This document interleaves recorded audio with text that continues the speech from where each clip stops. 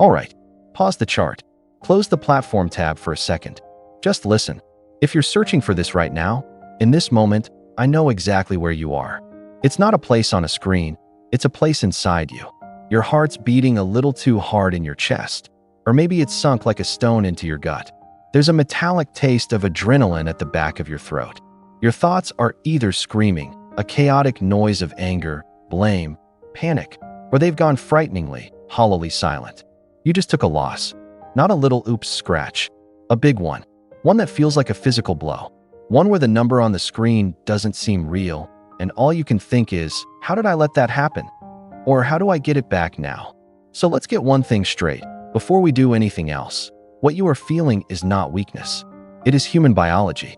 Your brain, the same organ that kept your ancestors alive by screaming danger at the rustle of a bush, is interpreting that loss as a direct threat to your livelihood, to your ego, to your identity as a trader. It's triggering a primal stress response. And right now, in this heated state, you are the most dangerous person to your own trading account. You are not fit to make a single decision. Not one. So the very first, most critical trade you will make today is this: to not trade.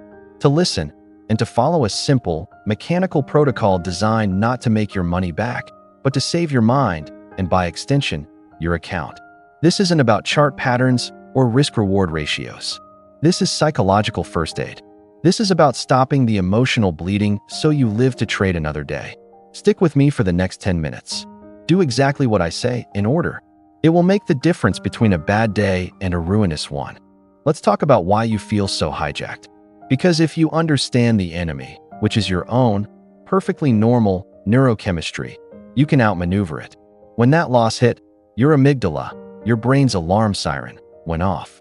It bypassed your rational, strategic prefrontal cortex entirely, the part that follows your trading plan, and flooded your system with cortisol and adrenaline. This is the fight or flight cocktail. Your vision literally narrows. Your pulse rises. Your entire biology is geared for one thing: immediate, decisive action to neutralize the threat. In the savannah, that threat was a predator. In trading, the threat is that number, that red on your screen. And your primitive brain solution? Fight the market. Get it back. Now, this is the genesis of every revenge trade you've ever taken. It's not a calculated entry. It's a lashing out. It's an attempt to physiologically resolve the discomfort, the pain, the ego injury of the loss. You're not trading the chart anymore. You're trading against your own feeling of failure.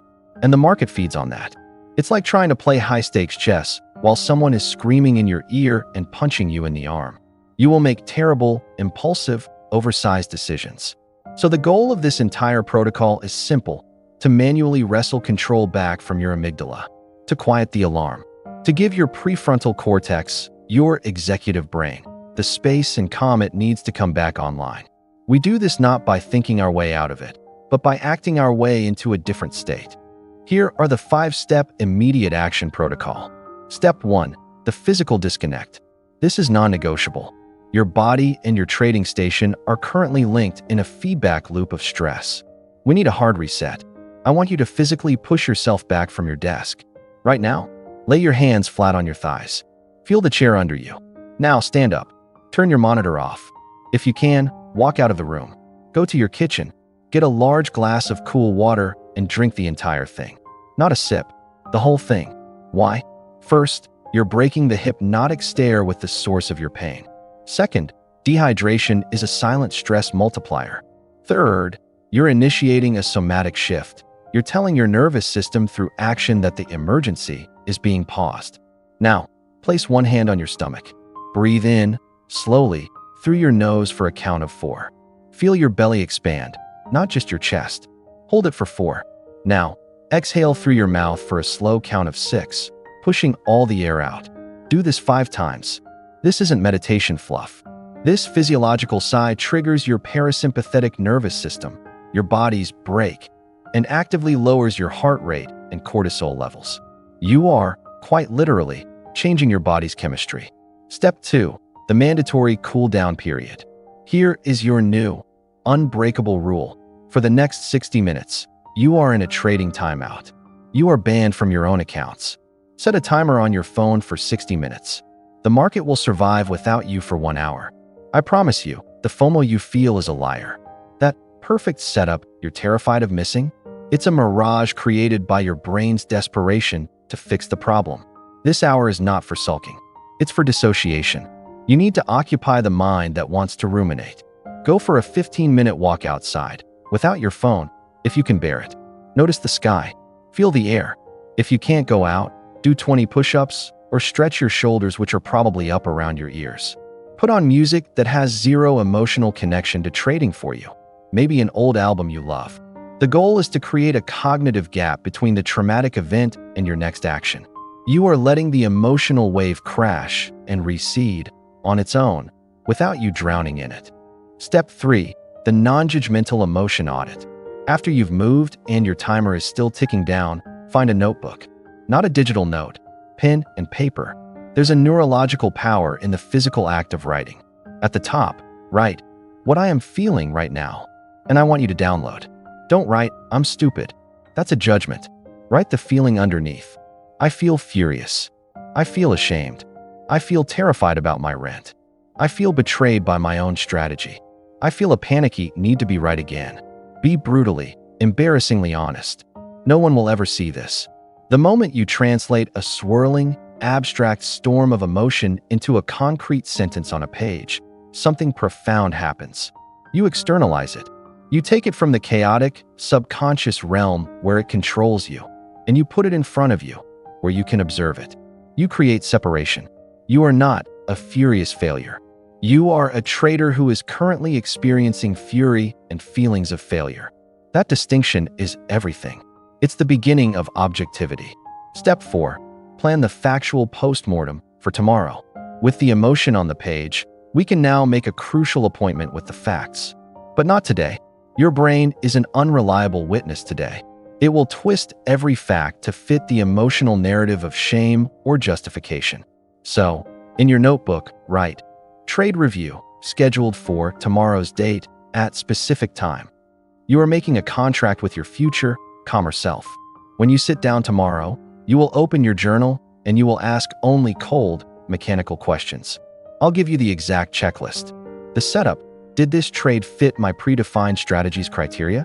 Was I forcing it because I was bored, greedy, or trying to make up for a previous loss? The execution: did I enter at my planned level? Was my position size calculated based on my risk per trade percentage, or did I go big on a gut feeling? The risk management: did I place my stop loss where my strategy said it should go? Did I move it, widen it, or ignore it? Did I have a take profit level? The management: did I deviate from the plan once in the trade? Did I panic close early or greedily let it run back against me? See, no, why am I so dumb? Just, did I follow my rules? If you broke a rule, the lesson is discipline. If you followed every rule and still lost, the lesson is statistical humility. Your edge doesn't work every time, and that's okay. This loss just became tuition. You paid for this lesson. Tomorrow, you get to collect the data. Step 5. The ritual of release. You've disconnected, calmed down, dumped the emotions, and scheduled the autopsy. Now, you need to bury the body. You need a ritual to symbolically close the loop. Take the page where you wrote your emotional audit. Read it one last time. Then, physically tear it up. Rip it into pieces and throw it away. Or, if you can't bear to destroy it, close the notebook firmly, place your hand on the cover, and say out loud, "The trade is closed. The loss is realized. It is now a lesson, not an open wound." This feels silly. Do it anyway. Rituals are powerful because they signal closure to our subconscious. They draw a line in the sand between the past event and the present moment. They allow you to finally, fully walk away from it. You are declaring to yourself that this event is over. Its power to dictate your next action is now severed. Let's bring it all together. When that big loss hits: 1. Disconnect physically. Get up, breathe, drink water. Break the stress loop. 2. Impose a timeout. 60 minutes, no trading. Let the chemistry settle. 3. Audit emotions. Write them down to get them out of your head. 4. Schedule the analysis. Plan your mechanical review for tomorrow. 5. Perform a ritual. Tear it up, say it's over. Draw the line. Here's the truth that separates the perpetual loser from the professional. Professionals don't avoid losses. They have a process for enduring them. They know that the trade after a big loss is the most dangerous one they'll take all week. So their number one priority is to get their head right. Sometimes, the most profitable action you can take is to not take any action at all. You are not walking away from the market. You are walking toward your own sanity and longevity. This is hard, lonely work, but you don't have to do it in a vacuum. In the comments below, I want you to tell me one thing. Which of these 5 steps is the hardest for you to actually do? Is it walking away? Is it the 60-minute ban? Being honest on that page? Let's talk about it. Because every trader who has ever lasted has faced this exact moment. If this was your lifeline today, then this channel, Losing Traders Psychology, is for you. Subscribe. We go deeper here.